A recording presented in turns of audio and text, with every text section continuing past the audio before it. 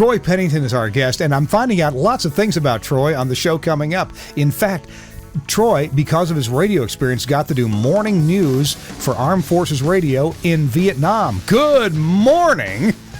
That and more coming up next on TWiRT. This Week in Radio Tech is brought to you by Broadcasters General Store with outstanding service, savings, and support. Online at bgs.cc. By Broadcast Bionics with the Bionic Studio, including talk show control, social media, and visual radio. Broadcast Bionics brings exceptional audience engagement to radio and TV. By Angry Audio. Audio problems disappear when you get angry at angryaudio.com. By Nautel, worry-free transmission you can count on with outstanding control, reliability, efficiencies, and Nautel's unmatched 24/7 customer support. Online at nautel.com. And by Max Connect Wireless, prioritized high-speed internet service designed for transmitter sites and remote broadcasts. Hey, welcome into This Week in Radio Tech, the show where we talk about everything from the microphone to that light bulb from the top of the tower back there. Hey, I'm Kirk Harnack in the Telos Alliance studio in Nashville, Tennessee. This is my office. Yes, I get to have all this stuff all around me. Some days it's a lot, but I'm glad to be here. It's a rotten, rainy day here in Nashville. We've had tornado warnings and watches, and we have some flood watches going on. It's been a rough day, but at the moment, big line of thunderstorms has passed on by, so hey, the power may stay on and the internet may stay up. With that report, we'll move it on over to Mukwonago, Wisconsin. Let's bring in my friend, co-host, and good buddy, Chris Tarr. Hey, Chris, good to see you. Hey there. I wish it was as nice here as it was there. We're in the middle of a winter storm warning. I have about 7 or 8 inches of snow already today. Schools are closed. It's like Snowmageddon once again. We're supposed to have some more snow here until tomorrow. So, yeah, I've been spending the day inside the office, not going anywhere, and we'll see where it goes. It started out nice, and then this afternoon we're expecting just horrible traffic at rush hour. So yeah, it's a day. It's typical Wisconsin. Now for you, rush hour probably involves a few steps and then some stairs and then the kitchen. Yeah, my rush hour is usually trying to get around the dog on my way downstairs. Because, he likes to beat me down there. So sometimes we get into a traffic jam right around the second flight of stairs there on the landing. We kind of get tied up and things slow down 2 or 3 seconds extra from playing my trip down to the basement. Oh, gosh, that's hilarious. Well, let's bring in our guest. Chris, this is somebody I know. I've met this man 20 plus years ago, probably early in my Telos career, and maybe before that. I knew of him because of the Society of Broadcast Engineers. Let's bring in Troy Pennington. Troy, welcome in. Good to see you. Well, thank you very much, Kirk, and hello, Chris. Good to see y'all. And that's a good old howdy do welcome, y'all, from Tennessee. So, Chris, we've got some thunderstorms that are moving out of the area, and I did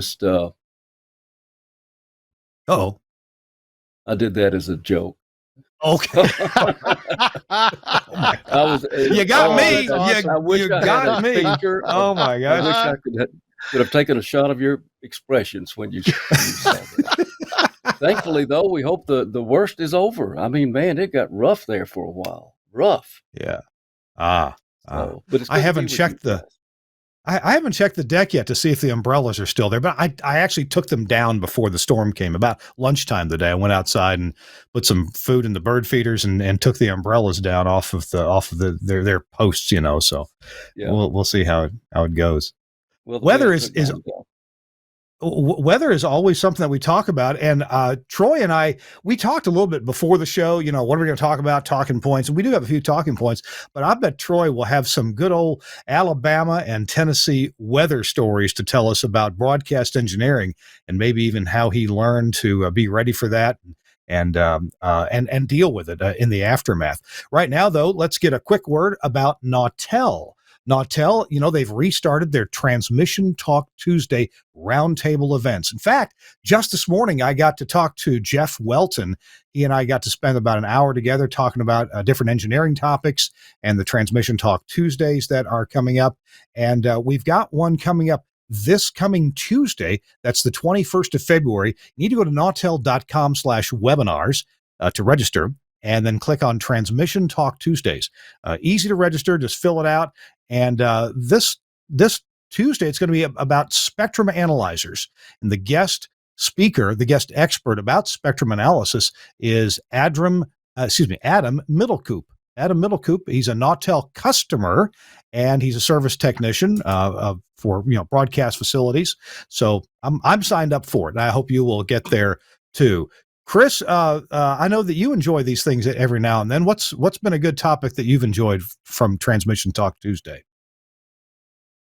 There's been a couple. I did like the one with the expansion of HD radio, where you add more carriers and you can do multiple stations on an HD carrier. I thought that one was really good. A couple of weeks ago, we were advertising the one that was held just this past Tuesday, and that was on Valentine's Day. And there was an acronym in there that I didn't know what it meant. I should have, and I didn't. It wasn't a senior moment. I really didn't know. Yeah. MER. Do you know what that stands for? I found out today. All right. What is it? Modulation error rate. Yeah. Okay. Good. Yeah. I mean, I remember hearing it. I couldn't remember what it was, but yeah, that's right. And it's a good metric. If your modulation error rate, and it's measured, at least it's specified in dB. Now a rate in dB, that doesn't sound that. I guess a dB is a ratio, so maybe that does work. It needs to be below. It needs to be below minus 18. So minus 19, minus 20. That's fine. Minus 18 and a half is okay. But if your HD radio transmission is compromised in some way, maybe a narrow banded antenna, maybe some kind of something's wrong with the pre-correction algorithm in the exciter that helps make everything come out the end okay. If there's ice on the antenna, your MER is going to go way up because your bandwidth is wrong on your antenna. And all that does basically is it seriously decreases your coverage area for your HD radio. Not because the power's down, but because things just get really nasty as you get out farther, and the constellation, the 2x2 constellation just doesn't do well anymore. So there you go, MER, modulation error rate. I should have learned that last Tuesday, but I was getting ready for my big date Tuesday night at the Waffle House. Nice. So, yeah. Thanks a lot, Nautel, for sponsoring This Week in Radio Tech. Go be sure you register at nautel.com/webinars. All right. Troy Pennington. I've been waiting to interview Troy for a long time. I met Troy. Troy, I'm not sure when the first time I know it was in Birmingham. It was in Birmingham, and that would have been back in the early 80s. Well, now let's see. Probably been about the mid 80s. Well, I started working. Was it that early? Wow. Yes, it was. I believe Could have so. Been. Yeah. Wow. Well, now that was back when you were 13 years old and just starting in broadcasting. That was your age when you started broadcasting, right? Yes. 13 times 2. So that was about my age there. But, well, I always like to begin the conversation with, how did you get started in this crazy world? And I'll bet you, like most of us, you wanted to talk on the radio. So take it away. Absolutely. And tell us about being so young and seventh grade. Like a lot of us, a lot of us engineers started out that way, just to get our foot in the door and get to sit and watch, and free of charge. And so I made friends with the chief engineer at that time, and that was Bob Lloyd. Bob, I think now, is down in Florida. He teaches communications at one of the universities down in Florida. Now, Bob may have been retired by now. I haven't heard from him in a few years. But I would sit in there for hours and read some of his books, and just so excited to get to go in the control room. And then he started letting me go with him to the transmitter site. It was a little kilowatt daytimer, and it was on 1580. And a raggedy old transmitter. All I remember just wires hanging out everywhere. And I remember when I walked in the door of the little transmitter building, his words of warning were, "Watch out for the wires." And I mean, they were all over the floor, all over the ceiling, dangling down. I walked in, hovered over like this, because I was afraid I might get some high voltage across my head up here. And so that was back, I was 14 years of age when I started that. Joe Woodard, Woodard Broadcasting, they had 3 stations in Alabama, and Joe's sons have now taken that over, and they've moved that station out of Talladega and moved it over to Anniston, Oxford area, just a few miles uh, west or north. About, I don't know what it's west, I guess. No, it'd be east. So anyway, that was in high school. Had to ride a bicycle for work, and then later I got to work at WNUZ in Talladega, and their engineers were the Watley brothers. You may be familiar with them. They're long gone now. They own Cherokee Electronics down in uh, let's see, Wetumpka or somewhere down in there. One of their stations was WETU, so that's where Wetumpka's station was. Ours was WNUZ in Talladega, and they had another one, and I can't remember where it is, but it was in South Alabama somewhere. And so that was our music of that day. So I was a teenage disc jockey for a while, and whenever they would come up for some nighttime things, they'd come up from South Alabama. I wanted to be there, and they were happy to, and they would show me things, and they built their own transmitter. They say it was a clone of a Gates transmitter back then, and as far as I know, that station has gone dark. But WEYY in Oxford, Alabama now is doing really well. From there, I went to Gadsden, and it was a 2-tower array, 1350, and it was a 5 kilowatt daytime, and I think 1,000 watts nighttime. And that's where I got my first taste of directionals.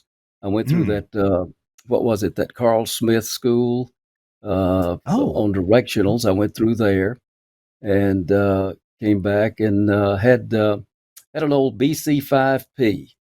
That was one of the first transmitters I had taken under, in my responsibility.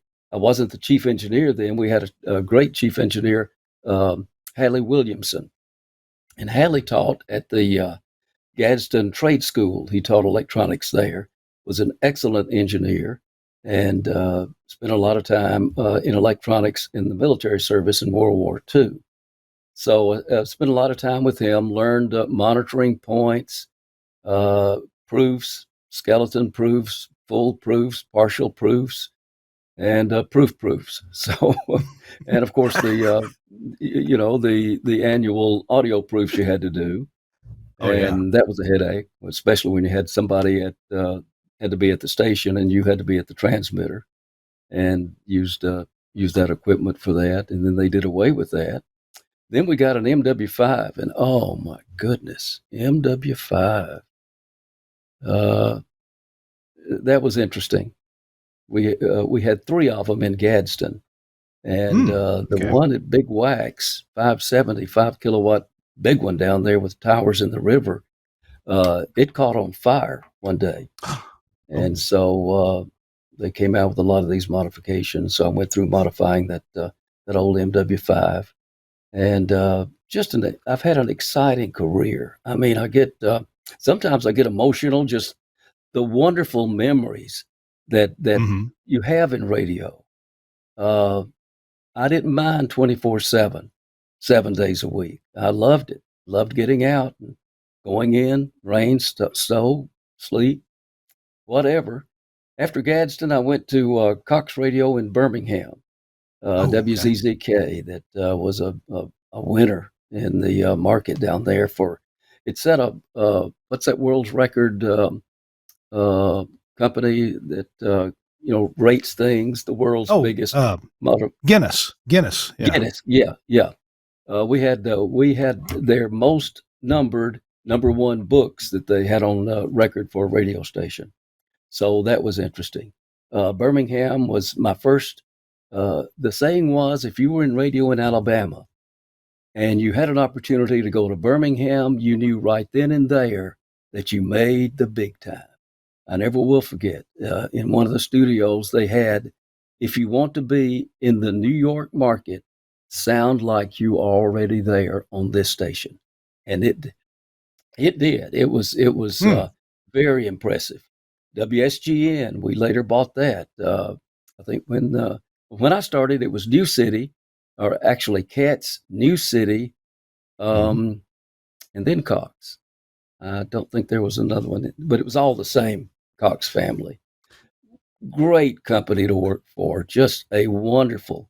Dick Ferguson was over the radio section. They have that Mannheim car auction and all sorts of things.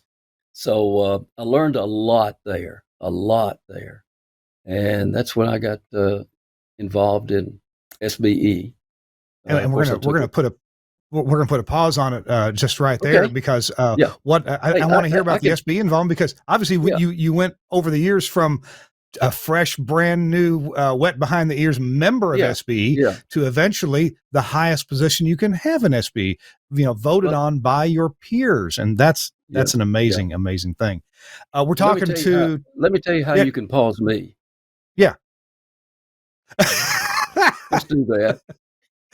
Well, today the TWiRT show will be a 3-hour special with Troy Pennington. Hey, Chris Tarr is here with us, and Troy Pennington, former SBE president and longtime engineer, as you can hear through the Birmingham market. When we come back, I want to ask Troy about changes through the years in that Birmingham market, because there's a market where I'm going to guess that Troy had some money from time to time to improve a transmitter, improve a tower location, put up a better antenna, things like that. When you're number one year after year after year, as WZZK was, well, you kind of get some opportunities to do things right. I'm guessing, but I don't know that. Chris, and I'm eager to hear your thoughts. Well, first of all, give me 60 seconds on Troy's early development in the radio business. Doesn't that sound like very typical in our business? Oh, sure. As a teenager, I was playing polka records on the local station in Hartford, Wisconsin. So I'm sorry. we all don't be. It was fun. I mean, it was my first time on the radio. It was my first taste.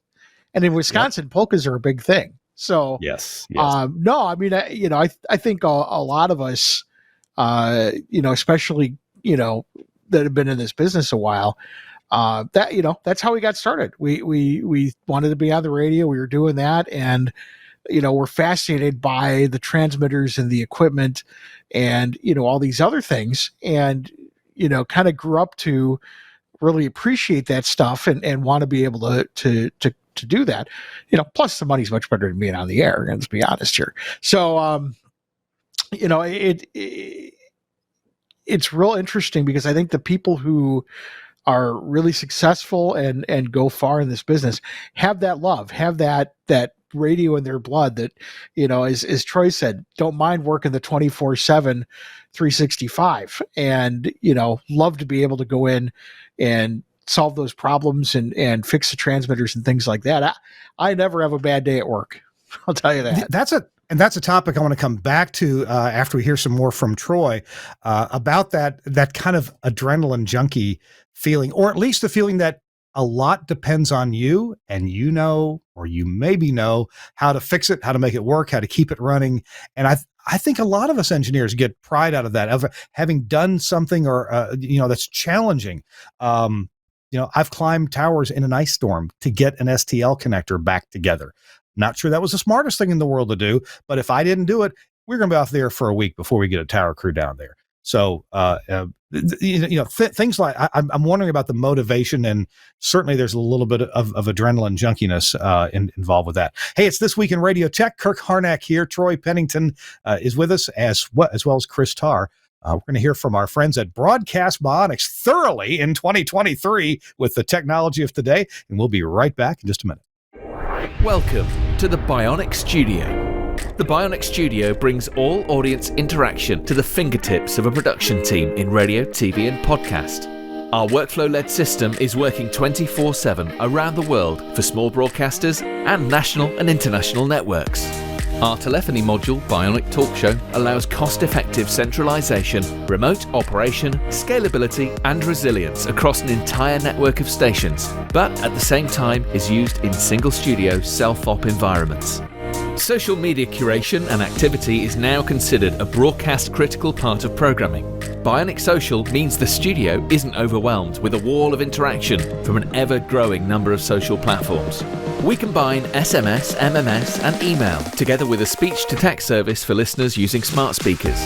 We enable studio teams to curate, filter, and display all platforms in one place, and post text, images, and video content to multiple platforms in one operation.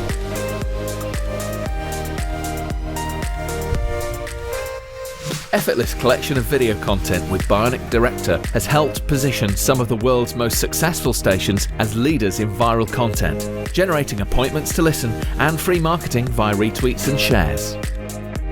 Bionic Contest enables end-to-end tracking of on-air competitions, live reads, and prizes.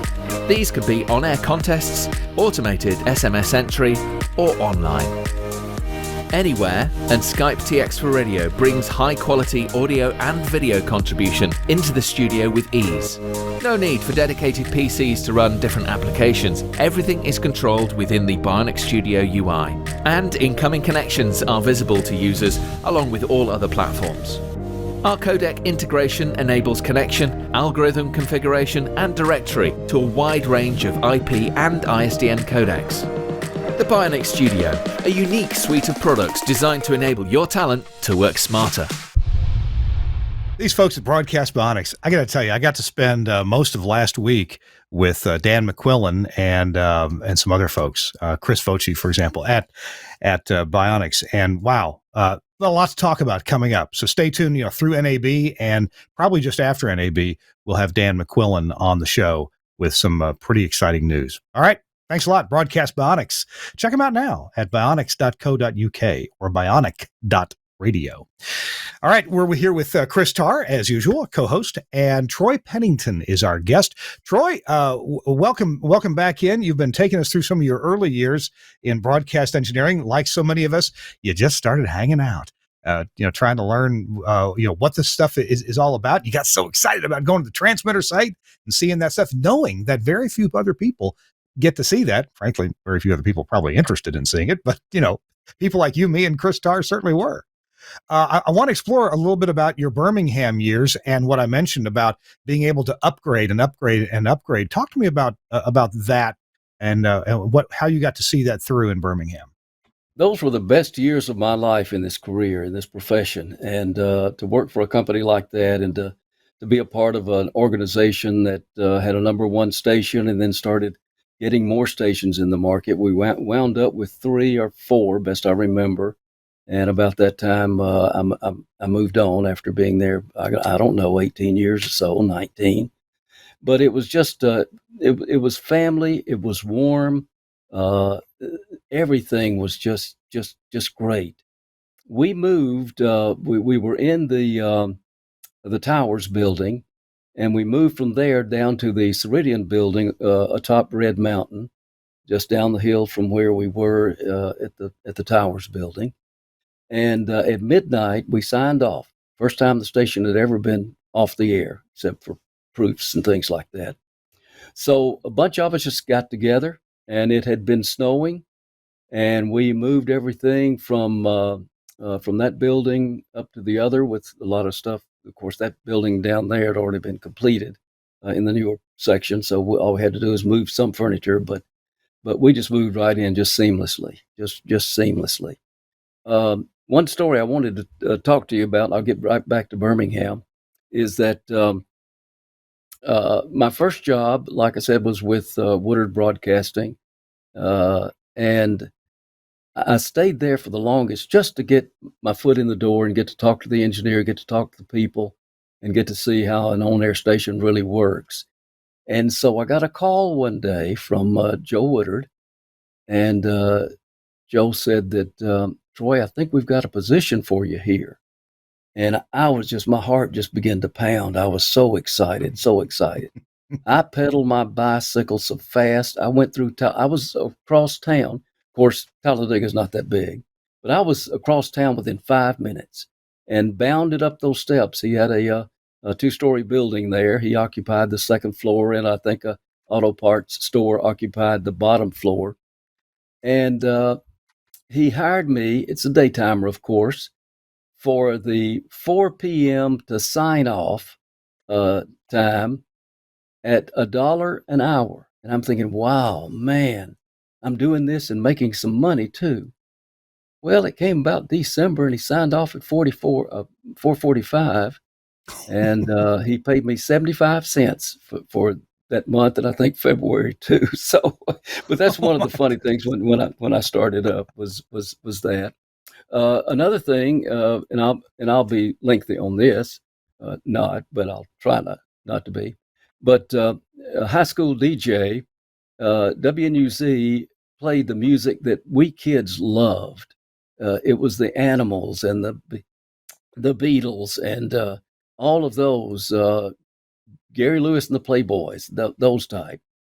And also, when you're doing a night shift, you had to go rip and read. You had to go to that old United Press International machine, just clanging around in there, and come back. And thank goodness we had sharp edges on the studio furniture, and you could rip them, story by story. Well, we had a wonderful English teacher. I mean, just so mindful of the students and helped them in any way. Every morning before class, she would have me come in, and she had a whole list of names, words that I had mispronounced the night before. And I had to stand there while she said it, and I had to repeat it after that. Every night, every day when I got back into school. So, but anyway, moving on. SBE was great. I was president from 2001 to October 2003. We were going to be installed in office on the night of September the 11th. And of course, I got up that morning. I didn't turn the radio on. My flight was going to leave about 8 o'clock. So I got up and got my shower, dressed, all that. Drove into Birmingham, into town. And I walked in the door, and it was so quiet, very quiet. And I could hear some muffled crying coming out of the conference room. And I said, I was thinking to myself, what's going on? And I opened the door, and everybody had tears in their eyes, and very, very sad. And then about the time I walked in that door, that second plane hit. And I knew, and I didn't even have any idea it was. And there I was. I had just stopped off prior to proceeding on to the airport just to check on things, make sure things were running right and all that. So walked in there, and then that happened. So I knew then that all flights were canceled. John Batson was on the board of directors then. He worked across town at WTTO television, and he was on the board of directors. Well, he left the night before and got stranded up in Cincinnati, I think, or he left early that morning and got stranded. Anyway, he got halfway to New York, and they grounded all the planes. So he had to stay up there. I think he stayed up there for like 3 or 4 or 5 days, and finally rented a car and came back. A lot of those people that were heading for that meeting got stranded. They may have gotten, their first point, and they grounded all the planes. So we were instilled in office via telephone. I don't know if that's ever been done before. We always go to a meeting to be installed into office. And so we took our oath over the telephone. Chris Imlay was the legal counsel then, and he installed us into our offices. Had a great term as president. We lost 6 engineers that morning when the planes hit. We established a fundraiser for the survivors and the families. That was very touching. That was hard to do. And then I think we raised quite a bit of money with the help of those people that died in that. Their companies contributed as well. And so it was very touching, and what a way to start off in office for the first time as president of the Society of Broadcast Engineers. The rest of the year had its challenges. We met them. Proud of the fact that we started the volunteer frequency coordinators, and a lot of SBE folks were involved in that, and became coach, what they call it, coach to quarterback communications, as well as general communications between the other TV stations and radio stations around. So we got that started, and I'm trying to remember the two guys with the NFL. They gave all the board of directors a wonderful NFL coat for game day. It had on their game day coordinator. So that was another great memory.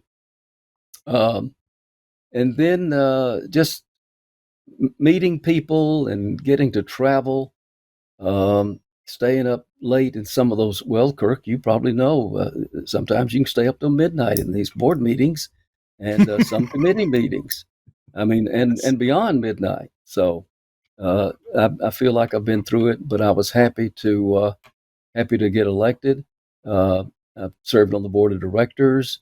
Then I served as a treasurer, and then I served as vice president and then president. Later on, John Batson served as I think he served as president too. I may be mistaken. At my age, my mind has left me. So, but a lot of the guys. I mean, we had Ray Benedict was my vice president. Everybody knows Ray, super guy. Some of the board members, R.J. Russell, he's still doing some things for the Society of Broadcast Engineer. Mark Humphrey, Vinny Lopez. Oh my goodness, Vinny is still serving and is serving on the Fellows Committee. I chair the Fellows Committee, and Vinny is a part of that committee there as well. Barry Thomas, may you rest peacefully. Hate to see him leave us, but anyway, Conrad Chapman, Andy Butler, John Porey, and Chris Emley, of course. Those are some lifelong friends, those that are still living, some lifelong friends that I've developed as being active in the Society of Broadcast Engineers. So all in all, this has been a wonderful career. It has its, aggravations at times, but it's the rewards way more than compensate for that. Just little things for your desk, like Employee of the Month. The building was dedicated to me and Jordan Bullard, who was the general manager at that time at WZZK. And Jordan passed away in November, I think, this past year. So hated to see him go. And he lost his wife a year before that. And Jordan was super, absolutely super. But Troy, in a couple of minutes, I'd like to talk about some of the technological advances that you were part of, throughout the 1980s, 1990s, and 2000s, and your move to Nashville. Before we take our next commercial break, I want to ask Chris about his impression. 9/11. Now, of course, it's a day that lives in our minds. It's very fixed in our minds what we were doing, but it seems like a lot of us were doing something significant that day.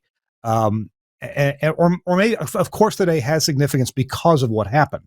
But, that was the day that I met Chris Tarr.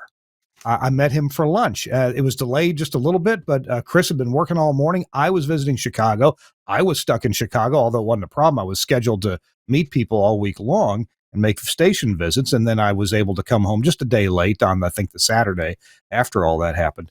But Chris, what's your impression about 9/11, since Troy brought it up, the significance of that day in so many of our broadcast lives? I think in many ways it brought out the best in all of us, not only in engineering, but in broadcast. And I know you and I have talked about this before, where we had I think it was a 10 station group around Chicago, and I, managed to piece together a way to connect them all as a network using ISDN and telephone lines and all this other stuff, so that we could have people taking calls and reporting the news and reassuring people and, that sort of thing. And you heard stories about, broadcast stations, radio and TV, just stepping up to the plate and doing what we should be doing, serving the communities. And, so many stations dropped their music formats to do all news. You even heard some of the top 40 stations taking calls from kids and young adults to kind of help them make sense of what's going on. So I think we were really at our best. And, I was very, it's a very sad and significant day, but I was very proud of my team and what we were able to accomplish that day, to really, do what we could to serve our communities and be a resource. Mm-hmm. Yeah. Yeah. What a day. What a day it was. And people like, well, Troy, I know your flight was canceled. You were installed later on, by phone. And I was a member of SB. In fact, we were kind of making the Nashville chapter go at that time. That was a long time ago. And actually, did I live in Nashville at that moment? I don't remember, or if I was still living in Mississippi. Hey, when we come back, we're talking to Troy Pennington, past president of the SBE, but also a broadcast engineer for many, many years, with a terrific career starting in the Talladega area, moving to Birmingham. I want to talk more about Birmingham, and then moving on to Nashville, where I got to spend some time with Troy from time to time here, where he oversaw a beautiful building, lots of studios, and lots of activity there, including national talk show, the Phil Valentine show, coming out of that facility, plus plenty of transmitter sites, including, I'm sure, a very frustrating high power FM site that was always a bit of trouble. It's This Week in Radio Tech. I'm Kirk Harnack, and Chris Tarr and I are going to talk about a couple of things coming up. Max Connect Wireless is coming in a minute, but Chris, I wonder if you might give us a chat about what's going on at Angry Audio and what are some things that you are really liking there. Chris? Oh, I am very excited about their USB interface. How many times over the years have you tried to, create a cable to plug your computer into the console? And even with things like, the matching amplifiers and all that stuff, you still hear some noise, you hear some buzz, and typically it's CPU noise kind of running down the wire. You kind of get that little hum, that high pitch hum or that squeal. It's frustrating. And I know a lot of people have to deal with that. And the whole fact that you've got to have all these boxes in between, and you got to have extra power and all this stuff just to make that work. Well, the folks at Angry Audio, Catfish, came up with this great product that's a computer USB interface, and it runs off of bus power, so you don't have to plug any power to it. And it is an isolation transformer that completely eliminates the hum and the buzz. What a great idea. I mean, I know some people have gotten around it with Bluetooth. Some people have gotten around it with, coils and toroids and all kinds of stuff. This box, you just plug it in and you go. And today, with all of the stuff going on with trying to get computers on the air for playback and, YouTube videos and all that kind of stuff for the talent, this is something whose time has come. And it's so easy to use. You plug it into your USB port, you take the cables, there it is. And it even has Studio Hub in and out. So you don't have to do audio cables at all. You can take your input and your output, plug it in there, and then the USB goes to your computer. So you've got all the ins and you've got all the outs, and you're all set to go. And again, bus powered. That's the key thing right there, because you don't have to plug it into an outlet. It's, just one box. You can, as you can see by the screws here, you can mount it and throw it out of the way. And you get rid of all those hums, you get rid of all those buzzes, and you get nice, clean audio in and out without having to deal with sound cards or anything else. It is a sound card. And so that, not only a sound card, high quality one with the transformers built in. So next time you're trying to get a computer together, don't cobble something Frankenstein together. Get Angry Audio. You can check them out, angryaudio.com. You can also talk to your favorite software vendor. I get my stuff through BSW, who we'll be talking about in just a second. But when you go to their site, check out all of the different gizmos and gadgets that they have. Anything you may need to solve a problem, they've got. And the stuff that they make is so high quality that it's amazing the kind of stuff they're cranking out lately. Angryaudio.com. Check them out today. That USB analog interface. I talked to Mike Dosh in his office about this unit probably 6-7 weeks ago, and he really pointed out how the grounds, the audio ground, the analog audio ground, which is what you're going to plug into from some analog device, and the computer USB ground, they are galvanically isolated. Now, I'm not quite sure what that means. But what it does mean for you is that you don't get hums or buzzes between whatever audio device you've got and whatever it's plugged into, and the computer's audio ground, which may not be that good anyway, and may be full of noise itself. And especially if you've got like a built-in monitor, built-in video card, that also tends to create a lot of noise. Refresh rates from monitors, LCD are a big problem with that. So yeah, that's fantastic. Check it out. Thanks a lot, Chris Tarr, for talking about the Angry Audio's USB analog gizmo. All right. Hey, our show's also brought to you by Max Connect Wireless. And I've used this thing again for more shows that we've done here at This Week in Radio Tech to keep stations on the air. As famously, a few months ago, I kept WEVL in Memphis on the air when something happened. It was lightning. Lightning happened to their business class cable modem, and took them off the air during Fun Drive. So I hightailed it down there in a few hours, got them back on the air with a Max Connect Wireless. And here's John Tackock to tell you why he loves it. With all of the recent cybersecurity attacks against large corporations, we were looking for a product that would give us the ultimate security at our transmitter sites and as well as with our broadcast equipment. Max Connect fits the bill very well. Its greatest security feature is the fact that it gives you a single static IP address. Using this single static IP address allows us to close hundreds of open ports on our firewalls across the company and restrict access to only the Max Connect IPs. This has greatly reduced our exposure to the World Wide Web and made us much more secure moving forward. It's also given us the ability to expand as needed in a secure fashion. And I think Chris Tarr has got a Max Connect story for you right now. Chris, what's up?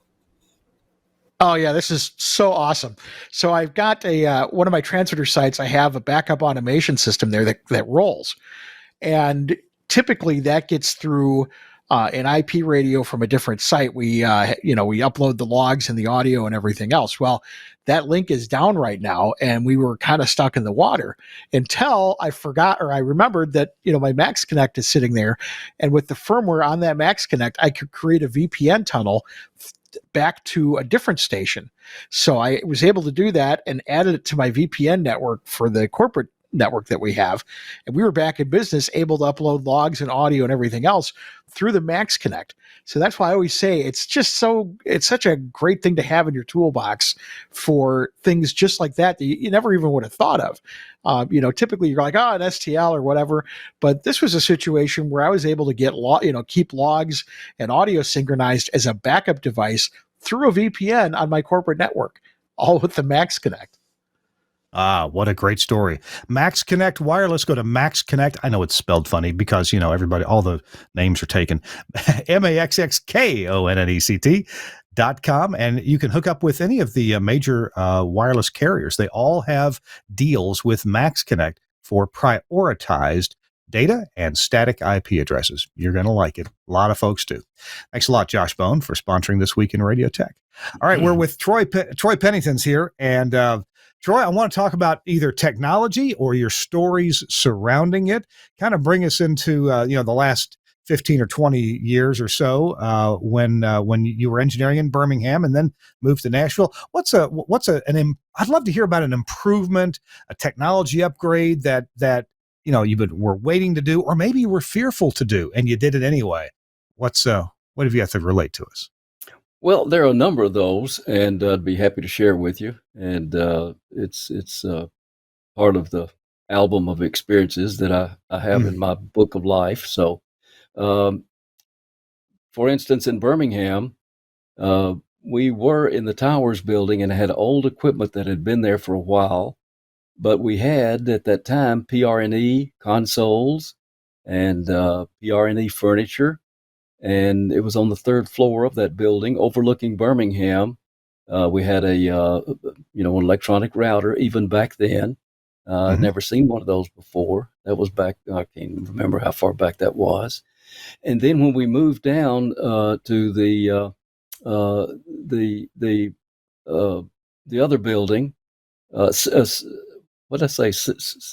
Ceridian building, and all new equipment then. I think we had, of course, then we went to, in the old building, we had the Tomcat cart machines. And then, of course, we vacated those. They didn't make the move down. I mean, wonderful machines, high dollar machines, would run at 15 and a half and sounded just really, really great. And we had those, but they had served their lifetime there. And so we moved and got all new equipment in the building, in the Ceridian building. And now that station has since moved to even a bigger place. This was an 18,000-foot building, two-story building, and we had 18,000 feet in our second floor up there, and we used every inch of it. And I've been fortunate, like here in Nashville, to work with some of these great, engineers and work with fine furniture, fine equipment, great transmitters. Lots of times you don't get that in the small markets, and reasonably so, because it's a little expensive. But these are the two biggest projects that I've been a part of. The Nashville move down on Second Avenue, I think that is, and that was a very nice facility. And then, of course, in Birmingham, we had a nice facility, and it's even in a better facility now down in the Hoover area. They moved down to Hoover area. So it's been a good life.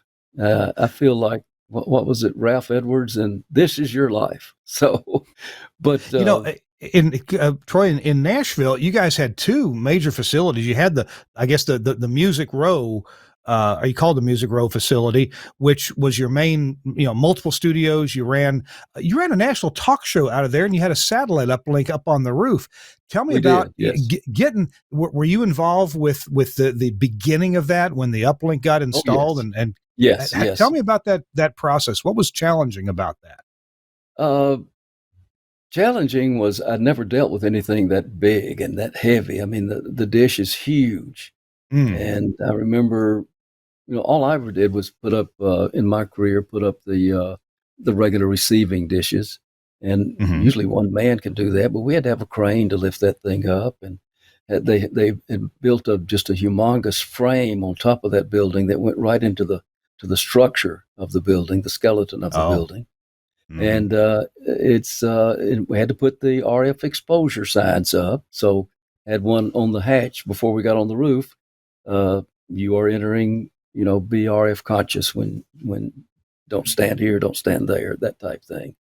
And the studios at both locations, of course, the one on more downtown, had some age on it. The newest one, of course, was the one on Second Avenue. That's where a lot of the syndicated shows came from. Now, we did uplink like Phil Valentine, right?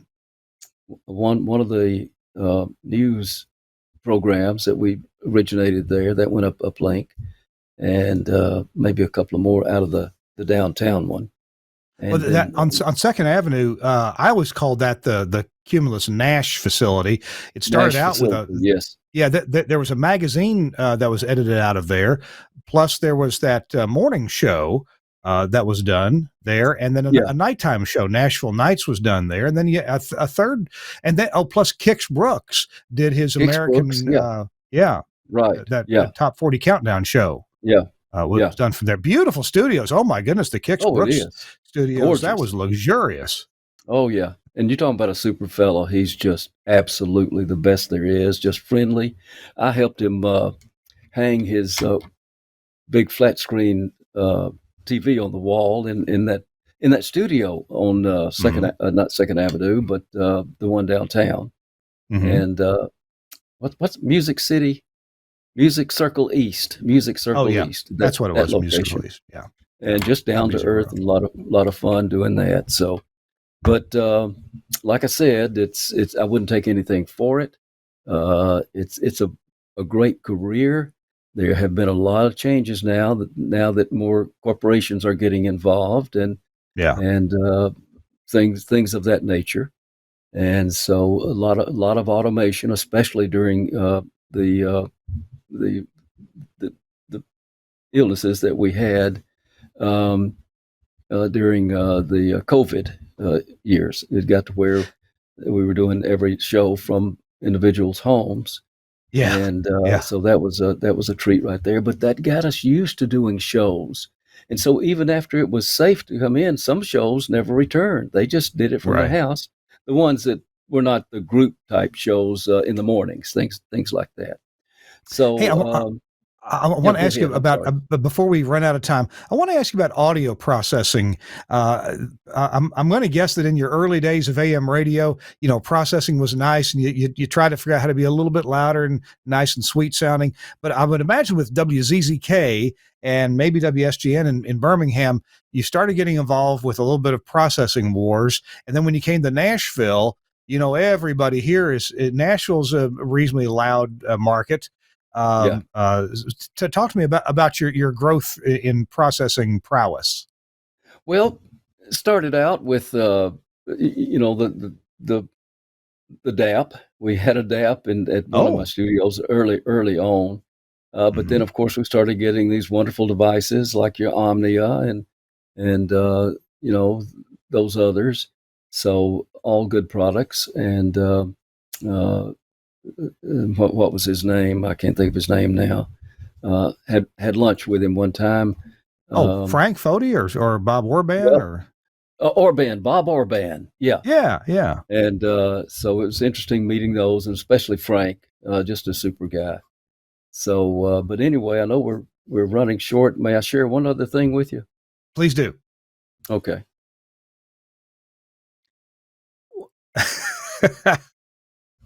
I did take about 3 years out of my career to spend some time in the United States Marine Corps. I had played in the band in junior high school, and college. And so when I went in, they wanted to know what you did in civilian life. Well, I put down all this electronic experience I'd had, on air, off air engineering, page after page after page. On that same form, there was one little question down there, and it said, "Did you ever play in a high school or college band?" I just checked yes. So the day of our graduation in boot camp, our drill instructor stands in front of us, and he gives us our MOS. That's our military occupation specialty, MOS number. And he got to my name. He said, "Pennington." And I said, "Yes, sir." And all of a sudden, he bowed his head down, started shaking it like this. "Pennington, I didn't put you through all this harsh stuff of the Parris Island boot camp to have you go out and just toot on a horn. Get out of here." So anyway, if we got just a few more seconds here. So anyway, I go back to one of my former employers, Charlie Bowman, and I first time off on leave, and Charlie said, "Well, Troy, how do you like Armed Forces Radio?" And I said, "Well, Charlie, I didn't get in it." "What do you mean?" And I said, well, there was one question on there after many pages of all this electronic experience I'd shared. And had you ever played in a high school or college band? And I just checked yes. And Charlie said kind of a naughty word. He said, well, do you want to be in the band, or do you want to be in radio? I said, Charlie, I'm not going to toot on a horn the rest of my life. I want to get back in radio. He said, he had some pull. He had some senator friends and congressmen and things like that. And I'm trying to talk faster. And so I first time go home and I meet with him, and then he made the call. I go back to Paris Island, and the band director is, the band director, shaking his head. And he said, who do you know up in Washington? I said, I don't know anybody, sir. He said, well, pack your bag. You're going to American Forces Vietnam Network, Saigon, key station in Saigon, and you're going to be doing the morning news for Good Morning Vietnam. And I did that. Thankfully, there's some recordings I found out on the internet of that, and I got to listen to it, and that brought back a lot of memories. But anyway, thank y'all so much. I've enjoyed this. This has been a fun time. You guys are great. Troy, I got news for you. We're not quite done, so hang on to your chair.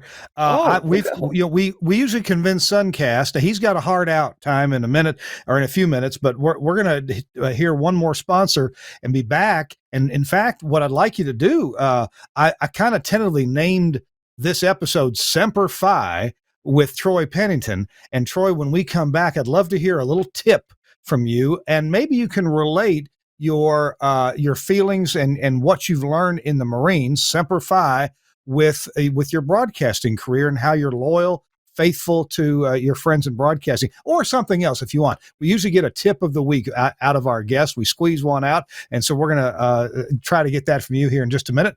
Chris Tarr and I are here talking to Troy Pennington, past president of the Society of Broadcast Engineers and longtime broadcast engineer in Alabama and here in the Nashville area. We're going to hear from our friends at, I'm sorry, I'm drawing a play. Thank you, Vox Pro. I kept wanting to say Audio Vox, but I'm Vox Pro, and we'll be right back. Hey, what's happening? St. John here, coming to you from Command Central, and wanted to tell you about the absolute best partner you can have in radio. I'm talking about, boom, Wheatstone's Vox Pro. Lots of different audio software out there. Why Vox Pro? It's the only software designed to do what we needed to do, which is record, edit, playback in real time. When I say lightning fast, I'm going to show you how fast you can edit stuff up in Vox Pro right now. So literally 3 clicks on the controller, mark left, mark right, everything that gets marked, you hit delete, it goes away. It's literally that fast. So we're going to take this part right here. Boom. From caller 9 to him saying, I'm ready. 5, ready for that secret sound. Boom. All of that stuff, hit delete, it goes away. Here's your edit. You are tackling secret sound, caller 9. I'm ready, St. John.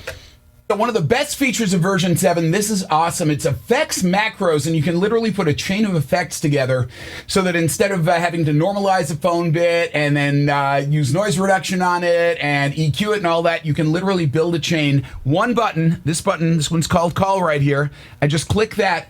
All of those processes happen instantaneously. Final thing that I love about Vox Pro, and there's so much more to get into, but one of my favorite things, you can load it on a laptop. I've literally done my show from a hotel room in Armenia to the conference room at, this was fun, jury duty. Great thing, no one could tell the difference. Vox Pro makes it totally easy.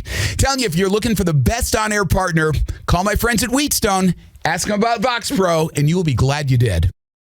And actually, the place that you need to go to buy a Vox Pro is Broadcasters General Store. Their website, bgs.cc, or you can call them because they're really set up to take phone calls. Pick up that phone, give them a call. You'll get a friendly voice on the other end of the line. 352-622-7700.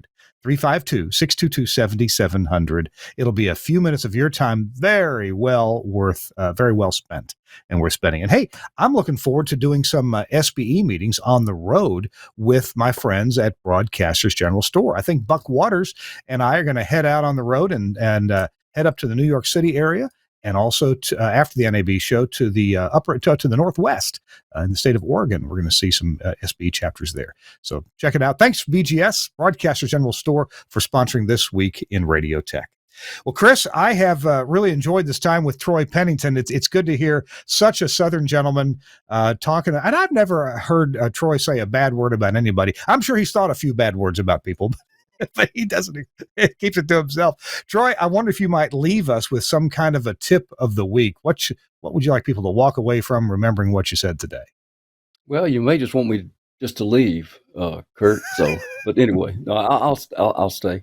I think you wanted something about the Marines. I was scared. We got there on Parris Island. We're bussed in like at 2 a.m. All of a sudden, everybody is screaming and shouting at you and pushing you, and it was a nightmare. And we stood up. We couldn't sit down for like 12 hours when we first got there. Then, of course, we went through boot camp, which was extremely tough. Then we went through the rifle range and got qualified with that, and the 45 pistol, qualified with that. Did a lot of running.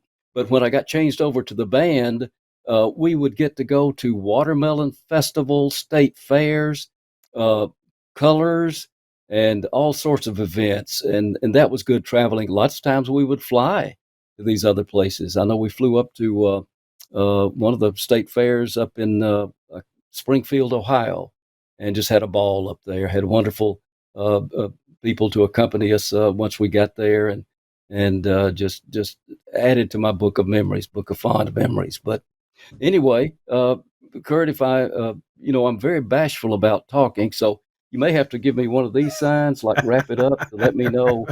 But anyway, let me just say thank you all so much. This has been wonderful. I consider it another highlight of my career, is to get to be with you guys, you and Chris and all the others, and all the guys I've been with down through these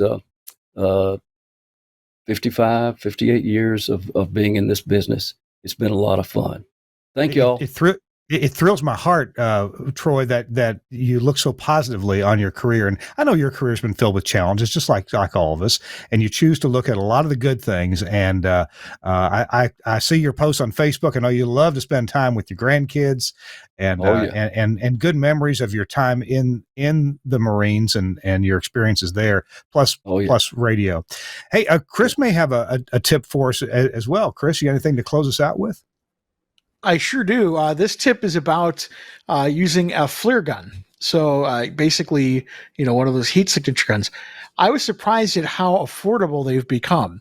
I just bought one on Amazon, and you really, if you're doing this job, you really need to get one. And I'll tell you why.